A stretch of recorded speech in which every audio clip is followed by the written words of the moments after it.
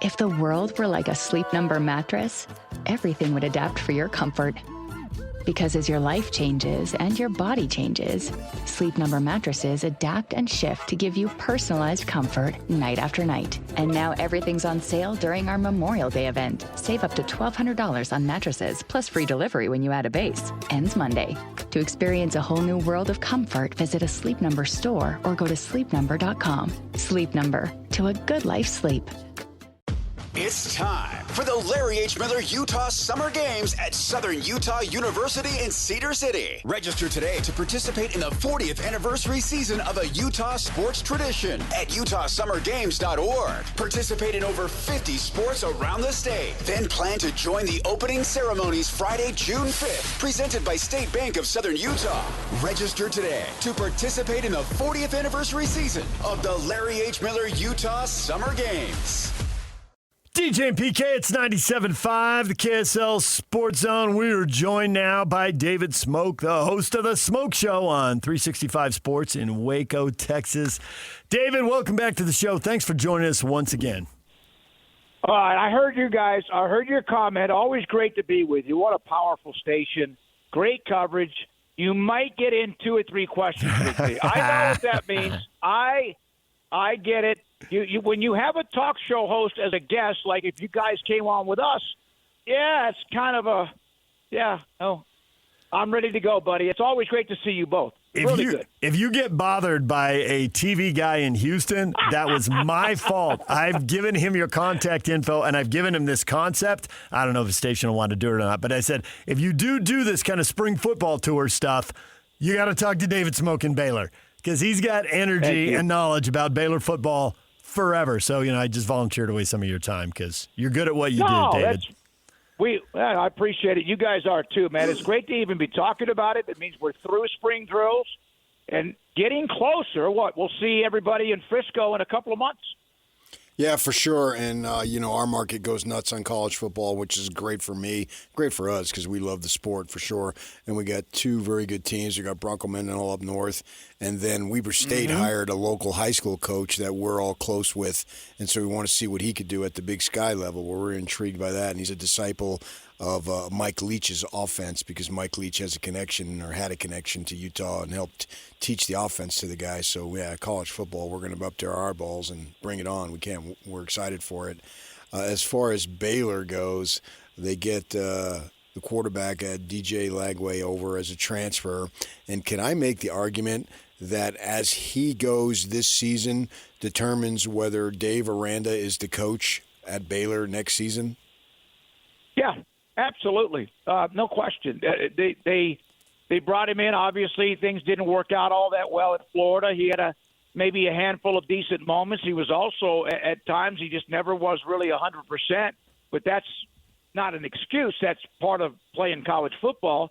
And it was a big deal. I don't know where this program, even though they got some really good young quarterbacks they feel good about, I don't know who would have been next option because they basically said, okay, take all of your eggs and let's put it in this basket. Now, Jake Spavital, offensive coordinator, they had a couple of, options to go to. But with DJ's father, a former Baylor player, Willis High School, just around he's down in the Houston area, but no question. I remember speaking with him. I had an interview with him back in late February before spring started, and a couple of things that came out. One, he's very transparent. He's also, I think, more comfortable here. Not that, again, Florida's I haven't been lately, but a great program. But also, he did say that he's probably healthier now than he has been since he was in high school. And there was concerns about his shoulder in the first few throws in the first practice. You're like, But no, guys, no question. They had to bring in receivers. They had to bring in offensive linemen. But the bottom line is all of this revolves around can they protect him and can he be productive? He's got a gun. He can throw it. Now, can they protect him and can he at least give this team a big adrenaline push? Baylor has been up and down, to be sure, over the last, you can go back 10 or 20 years, right? PK actually just compared it to Arizona State the other day, man. There's some years you can point at and say, wow, that was a really good year. But then you look for them to follow it up, and they don't do it. And I read this one sentence, and I thought, I absolutely have to run this by you. Sikkim 365. Baylor found itself in a really tough position this offseason with the lack of resources committed by boosters due to the hot seat Dave Aranda is on. Elsewhere in the story, they're basically saying they're in the bottom half of the Big 12 NIL because people don't believe in the coach and don't want to write checks right now. Are people holding cash back, and is that going to cripple Aranda's efforts here? I don't think they have enough. I think, let's put it this way. I think they have just enough to be able to put together the roster and bring a few people in. They don't have the kind of NIL, for example, that men's basketball has. They have more, but they don't have that kind of excitement, even though Scott Drew the last couple of years they've struggled because they recently won a national championship. And Scott is great at recruiting not only players but also those who can help with NIL. And just had a golf tournament around the corner about a week ago, raised over $1 million just for that, which really, guys, let's put that in perspective. That might be one player for 1 year. Who knows? Right. As far as basketball, it might even be like a bench player. But no, yeah, you're right. I don't know if it's a lack of trust. It's kind of been a malaise. I had a conversation with Dave about a month ago in his office. No camera, no microphone, just sitting there talking about the system and where they are. And they're not in the mode where they have much more than what you have with the House settlement. Whatever that is for them, 17, 18 million. Of course, I know it's 20.5. Men's basketball gets about 3 or 4 million of that too. I think they were hoping when they changed ADs, when Doug McNamee came in, he's a really good fundraiser, but I don't think they've been able to get where they need to go. I asked this question when Doug arrived. Does Baylor have enough young, what I call bangers, guys who have a little bit of that ego, who are also wanting their names in the headlines and want to be like, and I'm not trying to say there's a bunch of Cody Campbells, because Cody Campbell really doesn't have much of an ego if you've ever met him and talked to him. He just has a bunch of money, and so does Tech. Baylor's not in that position. They've got a lot of old donors, and I mean old, I'm 67, that have put out millions of dollars on a lot of facilities and in some cases other things as well at Baylor. But, they're kind of now to a point where they're starting to protect what they have for whoever's next in the family. Baylor's trying to scratch out maybe 5, 6, 8 of the young donors, whether attorneys, investment, or just guys that own a bunch of things. But right now, I would say at most they're in the middle of the pack in the Big 12 when it comes to how much they can spend, especially in football. And probably a few people are not writing checks until they see, because I think everybody, had Mack Rhodes not gone through the drama he did, had he not been fired, Dave Aranda's gone. I know that. I know that. He's gone. And everybody likes Dave. Great guy, but you got to win.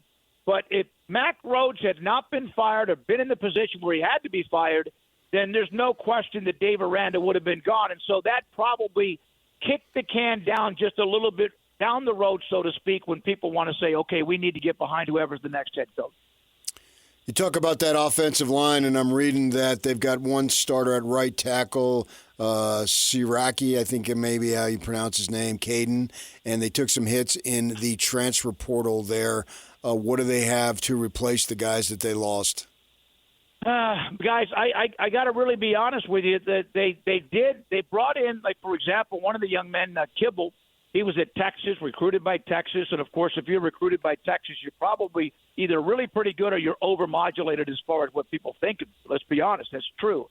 They did bring in 4 or 5 offensive linemen, maybe even 6, through the transfer portal. They had to. But, yeah, Siraki has a brother. Colton and Caden are both the ones that you're talking about. Caden's the right tackle. One of the issues last year, because Sawyer Robertson was good. He wasn't as good as he was the year before. He didn't run as much. He wasn't as explosive. They couldn't protect him anyway. And both lines, offense and defensive lines, were just not. They were at most, at best, on their best day, average. So they had to go into the portal and do that on both offensive and defensive line. I think they have a new offensive line coach. I think they feel good about who they have. But, again, I'm not going to get into – I'm not going to sit there and go, oh, my God, he's from here and he's here and he's here. You don't know anymore with the portal. Guy could be from San Jose State and be really good, or UAB and be really good, and the guy from maybe who was at Oklahoma transfers in, or Texas. We don't know that anymore because of the way the transfer portal is so fluid. I don't know who they are. I do know they have some young players that they feel like can come up through the system, including a couple of true freshmen. But let's be honest, you're going up against 20, 21, 23, 4-year-old guys, and so it's going to be a challenge for them. It is going to be a challenge for them. Doesn't mean they're not busting it, but it's going to be a challenge for them to get themselves into a bowl game. They bring Joe Klanderman in from Kansas State as a new defensive coordinator, and maybe K-State's defenses weren't – they've been pretty good, but they haven't been great. But maybe that's last year maybe that was an NIL issue at Kansas State. How is Klanderman going to change this? And I thought Aranda was a defensive guy, so how much freedom does he get to change this? Have you guys ever seen that meme with Will Smith in a big house, a mansion, He's downstairs alone in the living room, and there's nobody else there? Yeah. Right. I use that example, and it's because Dave Aranda has not been afraid of changing coordinators or otherwise. Spavital's been in, and he's been pretty solid when he's been really good the last, 3 years. But Dave Roberts left, the defensive coordinator. They've been through other guys as well. Klanderman, we had a chance to speak with him. Klanderman is taking over complete control of the defense. And you're right, Aranda's supposed to be the defensive, genius, right? Guru, right. The Jedi when he was LSU, Wisconsin, Utah State, etc. And he is. He knows his defense. When people, even coaches say when he gets in front of a film or in front of a class or a clinic, he's just like, you're in awe. But he needs to get everything in front of him. He doesn't need to be worried about. Doesn't mean he's not going to give Klanderman some advice or look at some game plans or look at some film. He will. But he has to get involved in every inch of this program, from punting, kicking, coverage, all that. And he didn't have a choice. He's pretty much told, this is what you're going to do. You're going to let other people make decisions. Spavital handles that. Klanderman comes in pretty good. Of course, K-State last year was a mess. Opened up with that loss at Iowa State and Dublin, and they just never got going. And Kleiman, of course, was going through a lot of things, questioning the way football is run these days or college athletics, and he wasn't quite in it. He even admitted he's worn out. So I don't know how much that would go on Klanderman. But Klanderman, I saw somebody make a comment again on Twitter about some of the biggest storylines in the Big 12, and one of them is how Dave Aranda's defense at Baylor goes, so goes Dave Aranda. It's not his defense. He will have input, but he's not going to be calling the coverages. He's not going to be calling the scheme. In fact, Klanderman is going to make this scheme a little bit more, user-friendly by being able to mix a few things up. And listen, try what you can. Now, you still have to have the dudes all over the place to do it. But Klanderman, I think, may be a breath of fresh air for some of the returning players. And he also was able to help with a few transfers in as well. Aranda is not going to be in charge of the defense, even if they start 3-0 or they start 0-3. And 3-0 is going to be tough, but with Auburn in the first game.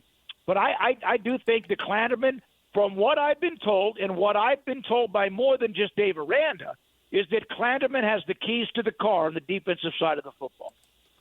There's a stat that's pretty wild, and we'll see how it goes this year. Last year, Baylor, when they went 5-7, and they were 0-7 when they allowed more than 165 yards rushing, and then they were 5-0 when they gave up fewer than that. And so the run defense was okay at times, but not nearly good enough, and there was a big difference there. And I know they got some transfers, and like you said, I can read their names and where they're from, but who knows how they're going to be. What are you thinking? There's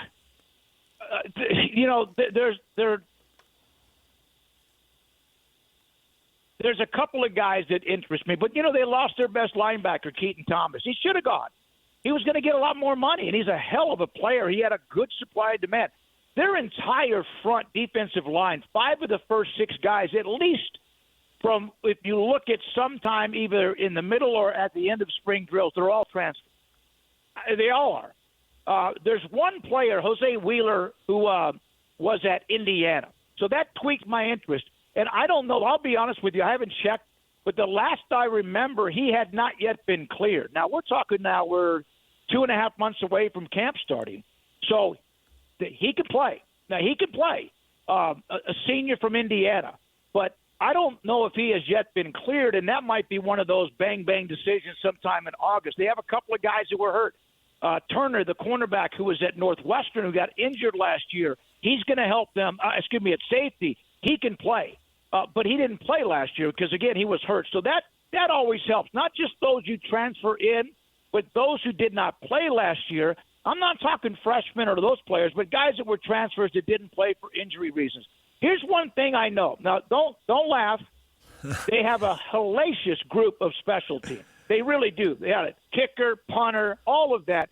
Now, can they go coverage? So that's one. You know, what I always have said, if you're a 5-7 team, but you're really good on special teams, you can block a punt, kick field goals pretty consistently, maybe even have really good plus-minus kick coverage, lost yardage, you can win 7-5.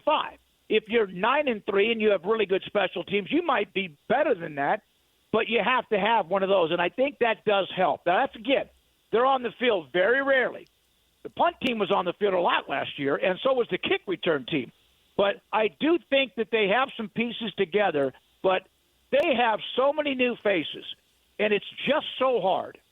It's so hard to know. Okay, that's great. For example, wide receiver Draylon Miller from Colorado. He's from near DJ, where he played high school football. The young man that came in from Florida, another wide receiver. They're supposed to be pretty talented. They went to Colorado, went to Florida. They have a young man named Lewis Brown, a receiver who's a transfer, senior. Big, tall, lanky body that might give them a little oomph. They don't have Bryson Washington, who 2 years ago, guys, remember, was an All-American freshman running back, and now he's gone. They do have Dawson Pendergrass, who's just kind of a plow horse that might give them a little bit of personality, and two good young running backs. I know I'm not, you know me, I'm going to tell you, I don't know who they are. I'm not going to, buy into that spring hype. I don't know who they are. I do know this. They're going to have very few injuries. It's an attrition game, and they're going to have to find a way. Someone that you don't know who's on the roster is going to have to be a lot better, maybe 5 players, than you think they are for this team to have a chance to get to a bowl game. I'm not trying to do doom and gloom. That's not I don't care. I don't lose any sleep whether they're 7-5, 5-7, 12-2, and 21 was amazing. They were fantastic. But they've never followed up on that year. They've never taken advantage of that year back when NIL and transfer portal started, and they're paying for that even now 2 or 3 years down the road. Before we let you go, then, where is the bar for Aranda to keep his job? Bowl eligibility, is that enough? Has it got to be a winning record? Are they going to make him win 8 games? You know, new AD, is he showing his cards at all? Great question. I've always been, you got to walk before you jog, you got to jog before you run, and that's what it was like back when early years of Art Briles, because they had gone forever, guys, without being in a bowl game, like 16 or 17 years. And they did that. I don't think Dave Aranda has that ability to be that methodical or that. I think they're going to – here's my deal. I have not talked to really off the record with Doug McNamee about this, but to me, 7-5 is the absolute minimum. I don't care even if, DJ was to go down. Hopefully that didn't happen for his sake. But if 7-5, and then there's going to have to be a game or two in that 7-win total that's against somebody in the top third of the Big 12 conference, or maybe even an Auburn. You're going to have to not just win 7, become bowl eligible. You're going to have a couple of games that show signs that you can play with the top third of the Big 12, which is what they used to do year in and year out for quite some time. David, we enjoyed it as always. Thanks for bringing all the knowledge, the passion, and the energy. You guys are great. Keep it up. Thank you very much, and have a great, great week. There's David Smoak, host of the Smoak Show on 365 Sports in Waco, Texas. PK, this is not the first time or the last time we've said this. If they're going to do this, they better start fast. They got the neutral game with Auburn on a neutral field to start, and then 4 of the next 5 are at home. And their closing stretch in November at BYU, home to Texas Tech, at Houston the last 3. They better get where they need to get. in those first 9 games because that's some heavy lifting down the stretch. Yeah, you want to take the pressure off. You want to be bowl eligible, obviously, as soon as possible. And I don't know when that's going to be or if that's going to be. Right. All right, there's the spring football report on the Baylor Bears, who do not play Utah this year, but they are at BYU November 14th. All right, DJ and PK, Andy Bailey, NBA writer and analyst for Bleacher Report, 9 o'clock. What could, should, and will the Jazz do with that draft pick? We'll talk NBA playoffs with him as well. That's at 9 o'clock right here on The Zone. Summer is all about freedom, fun, and growing up. And between the ages of 9 and 13, kids are starting to form their views about alcohol. With more independence, their still developing brains need more guidance and support than ever. That's why summer is the perfect time to stay connected and plan fun, safe family activities together. Research shows kids who spend quality time with their parents doing what they enjoy are less likely to drink underage. And when kids feel close to you, they're more likely to listen, especially when you set clear expectations. In fact, kids who drink before 15 are far more likely to struggle with alcohol later. This summer, create a no-bummer summer with fun, alcohol-free activities for your kids. Go to summer.parentsempowered.org to take a quick quiz and discover ideas tailored to your family. A little time together can make a big difference. For more information and to learn more about how to prevent underage drinking, visit parentsempowered.org.